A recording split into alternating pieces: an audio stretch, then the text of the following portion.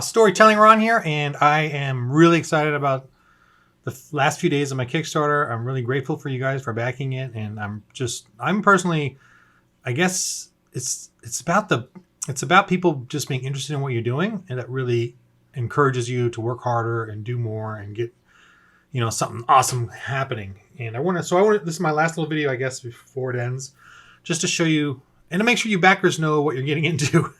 I just want to make sure you guys know the style I'm doing, and if you still like this, and if it's something that you can do as a DM, it's going to be helpful to you. So here's I'm just going to go real quick run through.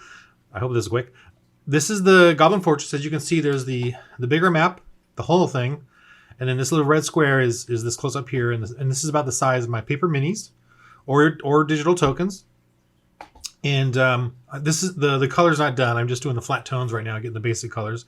But please understand that the doodling, the style that I'm doing it in, it's very doodly. Okay, I'm not like a pro illustrator. I'm trying to just get you a whole expansive, something that I can manage. And it takes time even to do this little doodly style. In this map, I'm on a screen that's 42 inches about diagonal. It's a 4K 42 inches. So if you had that on your table, or the one I have is 44 inches, a little bit bigger than this, but on the table, but it's 4K. It's only like $200. But I want you to be aware of what it is you're doing, or what it is you're getting as far as the the digital files. So I'm not getting these printed out. I will provide the black and white, just the ink version. I don't have it here, but just the black and white, just the lines, the line work, so that you could, I'll set it up in a PDF. I'll figure it out how it'll be all broken up into sections, so you could print it out if you wanted to. It's an option, but I wouldn't recommend that. But I am doing that for just black ink. That way it'll be pretty minimal as far as how much ink you use up. And just real, I guess I was going to do this at the end, but I'll do it right now. My next Kickstarter, just I'm not going to do it till after I complete this and everyone's happy. But my next Kickstarter, I figured it out, the printing process, I'm going to do a box set with fold out maps that are drawn just like this. But I'm going to draw them based on that format, but they're going to interconnect, and you'll be able to use the top one as the top layer, and then flip it over for the dungeon underneath or whatever, It's going to be a box set. It's going to come all printed in a box set, and I'm really pretty excited about that. It's going to be all dry erase, just like all the other cool battle maps that are out there on Kickstarter and that you can get. And the box set's going to have a booklet in there with all the the creatures and the storyline or setting, and then however you want to place it in your homebrew or whatever, and whatever storyline you want to create for it. And I'm going to have treasure lists, for it all, for this one and for future ones, so you can easily let them search around and see if they can find treasures, even amongst the little tents. The goblins, I think the goblins, they're so chaotic that even little goblins could have magic items, little rings that they hide and have stolen or taken out of the loot. And it'll be rare, but it's still possible. So there'll be that sort of encouragement them to go find stuff. You can find legendary stuff amongst the junk, Anyway, so look at the way my map is set up. I say I'm giving you 3 maps, right? But most, when you get a battle map, it's usually this size in physical form. It's usually what I'm showing here on the screen. That's usually the size of what you get, and then they say you get 12 maps.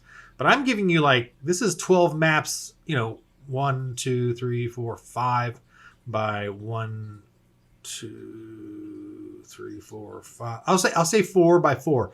Just to be conservative, 4 by 4 or 4 by 5, really 4 by 5. That's 20 maps. Is the Goblin Fortress, the top layer? So 60 maps. I mean, I'm just saying, and it's all hand drawn. I'm coloring it. I will color everything. Everything will have shading to it and tones, just like my little goblins here. And that sort of these are pretty low res right now, but. So let me show you one other thing, and so you understand. Now, since it's this kind of view, since it's this sort of 3D view, the way I have and I'm doing this based on what I want or how I set it up. So hopefully, and so for you backers and people that are interested in this, make sure you're aware of that. That it fits the way you DM. I'm gonna have the screen. The way I have it is at a long table, and I should have went to the garage and done this, but I'm just trying to get this done quick and show you.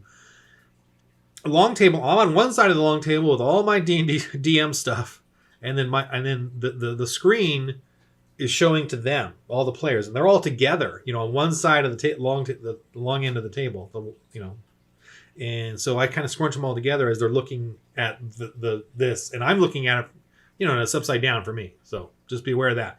It's upside down for me, and I'm doing my little laptop on the side with my little mouse, and this is what I do. So I moved it. If let's say, okay, right here. Say this is going to be, I think, you can make it wherever you want, but this is going to be the ogre den where the ogres hang out, and they get their little mushrooms they can go eat, and the goblins eat there too. But I'm assuming the ogres are pretty territorial in this sense. They got some little pens here with creatures in it that they can just reach in and grab and eat those, because that's how hungry ogres are, and the goblins are, running around scurrying to try to steal some stuff. So if the players go in here now. One other thing about the setting, and this is, you can make this however you want, but I'm gonna write it so that they're very chaotic. If you start fighting one in one area, the others generally tend to ignore it, or maybe a few might come, but they never do like a big klaxon warning. They don't have like a warning system because of their own hubris and their own self-centered goblin thing. It's going to be a lot easier for players to go in here and fight in sections and not have the whole thing come out. It's the only time that they all come out is when the Goblin King calls a battle cry. Other than that, if you go in one area, the other goblins are going to be sleeping or ignoring it or doing their own thing, because everywhere goblins are fighting and yelling and screaming all the time. So there's going to be that kind of feel to it. So that I would suggest to the DMs. So the players can actually go into certain... Now some goblins will come in, but not the entire fortress. If you manage to have, obviously, the players sneak in. I'm not going to have it to where every set, comes in, what I mean, and checks the whole thing out. It's going to be section by section. They get to go encounter, fight those areas, and then move on, and then search around and figure out what's the build up to this epic story or whatever. So let's just say they get they get to the goblin, they sneak around maybe and come into the ogre thing here. I think it's something special, which it is. What I'm going to do now, I don't have the coloring down yet, but I'm going to darken this a little. So I'm using Photoshop, but you either have Photoshop, which I use, or GIMP, which is the free version. And obviously, most UDMs that use tabletops must have something. So make sure you're aware of this part of it. So let's say they want to go inside here. Okay, so they go in or sneak in here, either way. So you got your eraser so this is I'm still working on it, but this is the interior of the ogre mound. Ogre mound is the ogre den. Now you'll have some gray or darker around, so you'll know exactly where the tunneling is and the non-tunneling. But they'll be able to see this, right? Oh, what's down there? And then what's down here? We'll drop down. This is the exterior door. The other was right there. I have a second layer, so in case they need to see the outside again, that's the second layer, by the way, of the exterior. So you're gonna have to set this up. As you can see, the layers over here on the right. You're gonna have to set this up, for your game session. And obviously, you're gonna have the issue of you have your laptop over here, and then your screen here, and you're removing your mouse and you're doing it upside down, and that's the way I do it. So just want you to be aware, if you're getting the virtual map and you're expecting to use it. So here they are. This is an ogre den where they're sleeping, and oh, look at that! There's a little pond of mushrooms down there that the ogres eat and they poop in, so they're kind of really gross, and you can make that whole stench and smell and test them. Their constitution saves. And there could be stuff in there too. I would, put some treasures in there, man. Say there's like armor and swords looking, rusted around in there. Now down here, see if they keep drop down. And because of I just love this style, because then you can determine, you can easily see that they got to do some athletics to drop down here and not fall and tumble. And down. Where are they going? Well, let's see. See, and look, this is one battle map. I mean, if you're on a 43-inch screen, and then they're gonna fight 4 to 5 ogres, Maybe some creepy creature in here or creatures. Then they got to go down here, do some tests. And then this opens up, and we can see here. Yep. See, though they keep, depending on their light source. Obviously, your eraser could be more shady, like it has. If you want to be really creative with the shade thing. Oop. No, what did I do? I did a brush. Not a brush. How do I get the shading on the brush? I need someone to help me out here. Whatever, I'm gonna do it. I'll figure it out later. So this is a cave. Every room too, especially in the dungeon. Well, even on the top, I try to really make what would they have here? What would they do? What is what were they? They got cages here, and it's a big room, and there's creatures in the cages. They can let them out. Maybe some carrying crawler in there will try to reach for them and try to grab them. Will anything come and check on it? Maybe some goblins come from over here, because you know what's going on. Where's the... Okay, so this is... Where's the tunnels? Oh, here it is. So there's a tunnel down. See, the little steep, really steep down. Goes this way. Where's this going? And then there's one over here. You got to... I guess you got... No. Where is it? Where is it? I got to get familiar with my own map. I drew the... Oh, okay. It doesn't even connect. I thought it did, but it doesn't. This is the troll layer, by the way. So these are the wet trolls living in this area, and I'll show you how they connect. They do connect from here. Don't they? Yeah, right here. So they come down to here. There's another layer over here. Oop, you don't see it because I'm going the wrong direction. Okay. This layer right here, just so you know, underneath here, this layer is this is a secret. Don't let your players watch this video. This is I'm giving up one of my secrets that I was going to wait to. This is where they craft bugbears. They breed no, they don't breed them. They do the whole injection of bear blood, of creature blood, monster blood into the goblins to make bugbears or different kinds of bugbears like boar bears. They call them all bugbears, but there's boar ones. I'm going to draw those out for you guys.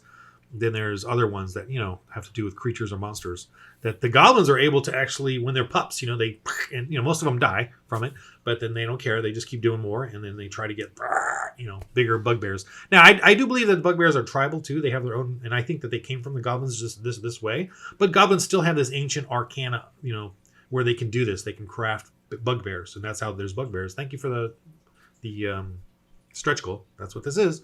And they're making these bugbears, and there's some of them are even demon bear, but bug blood. I call them bug bloods because they're demon blood bugbears from demon blood, and that'll be later in the down further. So players are not watching this. That's going to be the third level of creepiness, and so the bugbears are here being created, and that's what they'll learn when they come into this area. And those secrets will be treasure items. They get it'll be like they can find the little scrolls or pots of the mixtures and of the goo and all that. And if they take that back to town or oh my god, that's like a 5,000 gold for that, or whatever. It's going to be that's a prize. That's a treasure for getting that information to the. And this is a shortcut. I mean, if the players find this canyon here and they find this door hidden here, they could go straight into here. And then bypass the entire upper level fortress. And this here is like a feeding area for the trolls, mushrooms. Because, you got how do they eat? How do they eat? What do they do? Where do they poop? They probably poop and eat in the same place because they don't care. So if the players come in through here, they're going to start fighting some trolls. Some of those, and the wet, slimy trolls too. I have different versions of trolls. But these are the wet, slimy, the traditional D&D trolls. So out here, another surprise, I'm still haven't colored it, that's right, huge arena time. See the trolls come through here, the goblins, and they push them out, and there's the spikes to keep the trolls from coming up. And there's a huge arena over there, and there's more. And I'm going to stop here, and this will be all colored. This will be, the lower level will be much darker. And that's how these maps are going to work for this. And again, I'm going to, even for the next version, for the printer one, this will still be that as well. But then I'm going to create it so they're somewhat, sectional, so that even when they come out as these cool fold out prints, it'll still connect in this way. organically. Okay, so I hope that, I just want to make sure you guys are aware of my style, of what you're getting into, including you backers, and what the potential of this is. And, obviously it's one-sided, so your players have to be on one side. You need to have a pretty good laptop and a nice widescreen TV for this. For Roll20, yeah, this is not gonna work. The eraser thing, I didn't even think about that. I'll have to put my brain cells on that one. You're just gonna have to have two different map areas, and go from there and create the dynamic lighting. I haven't done that, so I don't know if I'll do that. I don't think I will. You're gonna have to do that on your own. I just haven't done Roll20 stuff yet, and I should have made that a stretch goal actually, but I didn't. So it is what it is. I'll figure that out later. Not for this one though. So anyway, again, want to make sure you guys know what you're getting into, and hope this was helpful. I'm really excited. I'm just working on it. It's getting there. Whew, man. So that's the ogre area, and there's going to be some more ogres, and yeah, there's more underneath here, buddies. And this is only the second level, and I haven't shown you all. I haven't even worked on the third level yet, which I'm going to get to pretty quick. And it's really awesome. All right. Well, for me anyway. All right. Thanks for listening. Thank you for the backing of the Goblin Fortress on Kickstarter. I really appreciate it, and I'm really encouraged. I'm gonna keep working and doing cool stuff like this. And yeah, thank you.